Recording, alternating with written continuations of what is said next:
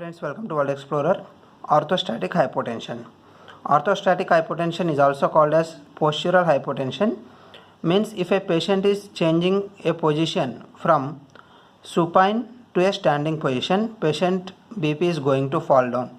That means patient is developing the symptoms of dizziness and fainting because of fall in the blood pressure.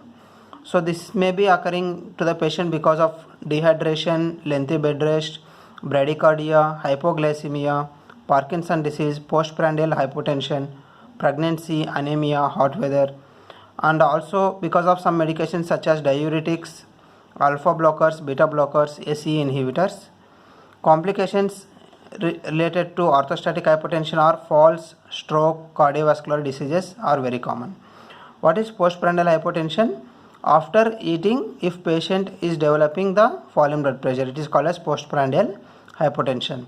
Now you can see in anemia there is already low blood volume, so because of this also they may getting the orthostatic hypotension.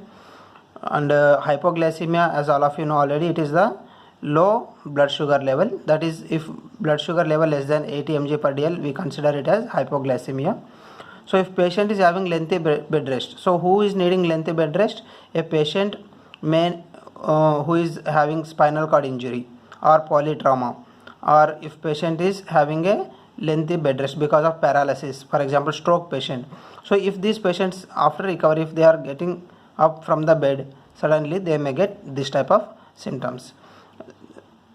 And sometimes if there is any underlying diseases like bradycardia or else some anemias, this should be treated. So this can be treated easily. If you like this, subscribe, comment and share to your friends. Thank you.